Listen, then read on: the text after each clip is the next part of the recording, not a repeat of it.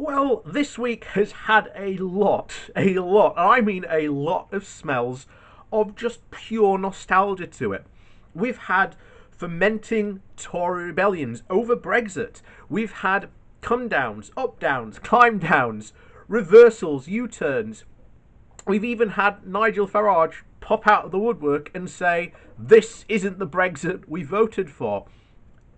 This has reeked of Brexit nostalgia completely for the past week, and it's all been over the internal market bill, which, again, if passed, will break international law, which, as a country which continues to stand up for international law and proclaim that international law is the true thing that binds all countries together,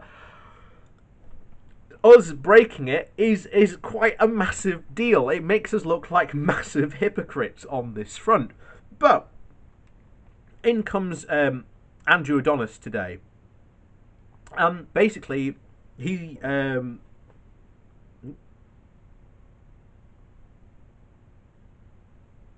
go away.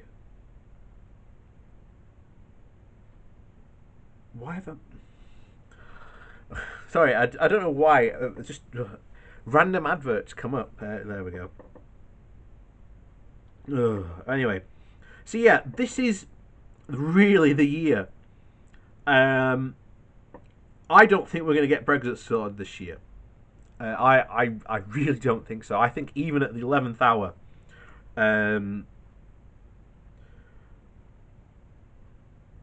Boris isn't going to be suddenly overturned with a glut of kindness for any reason. But why does it keep on doing this? Sorry, just having annoying adverts continually chase me down the page. But anyway, this is from the New European. We'll get right into it before another advert decides to pop up. Is this the year we could finally overturn this Brexit mess? So, this week's Brexit row has a very retro feel. Michel Barnier is at an impasse in Brussels.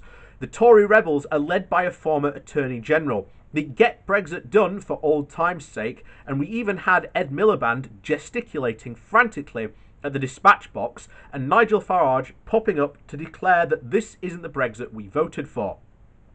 Equally retro were Boris Johnson's Facebook ads whipping up his grassroots after Monday's House of Commons vote, with Labour have just voted to side with the EU again, and we're the only party standing up for the integrity of the entire UK. All we need now is a People's Vote March and Chris Grayling hiring ferries from companies with no ferries, and we can basically adjust our watches to October 2019.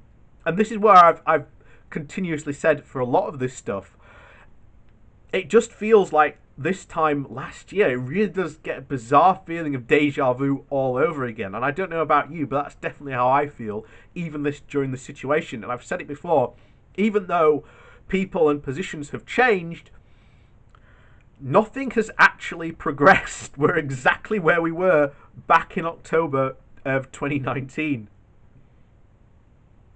I suspect there is more deja vu to come. After this brinkmanship, it will probably come a deal next month to avoid a no deal in January, precisely a year after the October 2019 deal on Northern Ireland, which was to avoid a no deal this January.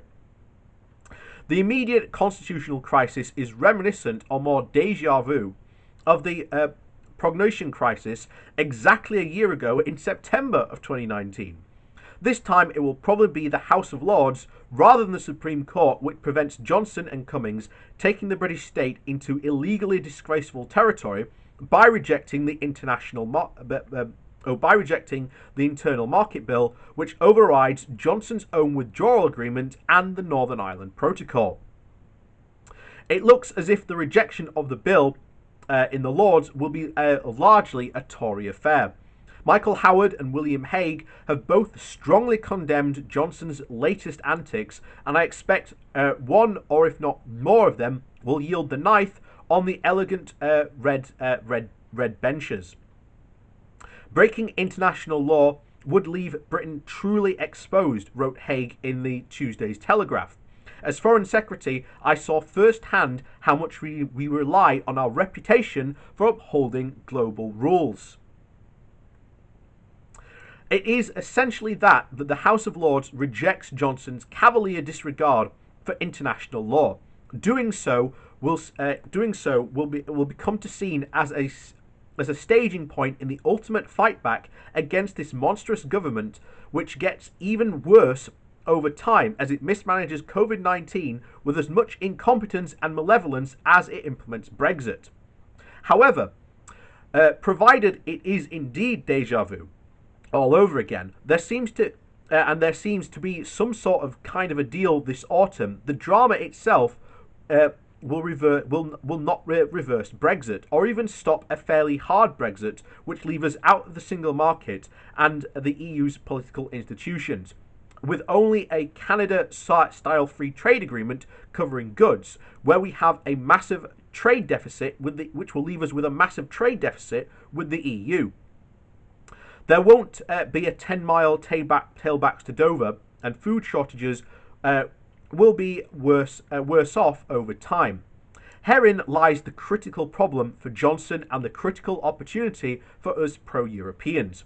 Just as the law of compound interest is the greatest insights of economics, where you let money accumulate at compound interest over long enough period of time, it increases the more that you might imagine at the outset. So the law of compound decline is one of the greatest forces in our politics. Once a nation starts declining, the pain and suffering escalate much more rapidly than you would expect at the outset. That's when the change is only fractional. Ask the Venetians and the Egyptians. Ask the Vietnamese and the Egyptians, Even 2 years of a British economy growing at a slower rate than France's or even Germany will make itself felt in lower incomes. And if this hits bankers and lawyers disproportionately, as the city suffers from the end of the passporting of the financial services and the relocating of some businesses to Paris and Frankfurt, the squeals on the golf courses of Surrey and Sussex in the Tory constituency associations will steadily grow louder. This is deja vu too, for it was precisely the growing sense of falling behind the French and Germans which held and persuaded Harold Macmillan, that the ever-fine physician of Tory Middle England, to make the first application to want to join that was then the European Economic Community in 1961. It took precisely 11 years to get from there to joining under Heath in 1972. So, put a big circle around the year 2031 in your calendars. And I sort of agree that this is, we've talked about this before. It's pure economics from a standpoint. This, economically, leaving the European Union doesn't make sense. It really doesn't. Our biggest trading partners always and will be the European Union. There's a thing, as we've discussed before, trade gravity. Countries always trade mostly with their closest trading partner. Doesn't matter that we've got this, quote, deal with Japan, which is awful and terrible, and we've gone into how awful and terrible it is, but it just doesn't replicate what we lose from the rest of the countries. And we're going to be in an awful position. It's coming soon, trust me, next year, because we are going to be in a position of we will either have to choose America and side with them and be forced to take rules from them, or we side with China and be forced to take rules from them. Because in our top 10, those are the only other two big blocks of countries that we trade and export to. So, and if you bear in mind, we can't do a deal with both of them because there is a trade war going on. And trust me, we will be used as a continuous ping-pong bat hit between the two of them. So this just will not be good. And as was said there, over time, Tory Middle England, which was the demographic which overwhelmingly voted to leave the European Union, those, squeals on the golf carts will actually come to recognise the fact that, oh, we've made a colossal mistake. Leaving the European Union was a terrible idea. And then things will just, as was said there, will compound and we will eventually just rejoin. So 2031, who knows? We'll have to see. But anyway, that's that. That's a possible prediction in the future. We don't know. But as was always said by a lot of people, within 10 years, there will be enough momentum for us to rejoin the European Union, because by then we will have seen and had a decade of being fully outside the European Union. We will have seen what the damage it will have done to this country. And it's not only just that. Already, other countries out there are already having. India, for example, is ratcheting up the standpoints. We are currently the 6th largest economy in the world. We ain't going to hold on to that much longer. We will definitely be dropping sooner or later. A lot of economists have said it will happen within the next decade. Because of COVID, it could happen even faster. We are still in a recession because of the COVID crisis. We haven't got out of it yet. Like I say, depends how long this recession lasts. And there are a lot of other countries that have taken hits from COVID, but they haven't ended up in a recession or anywhere near as bad as we have because of Brexit. That is one of the big things that a lot of people, and especially Tories, just don't seem to want to mention. Why have we been hit so bad from different countries? It has nothing to do with our COVID rates or maybe locking down too early or too soon or whatever. The only thing different between us and a lot of other countries that have been hit, Brexit, especially when you look at European countries. So there you have it, folks. So as always, thanks for watching, and we'll see you all next time.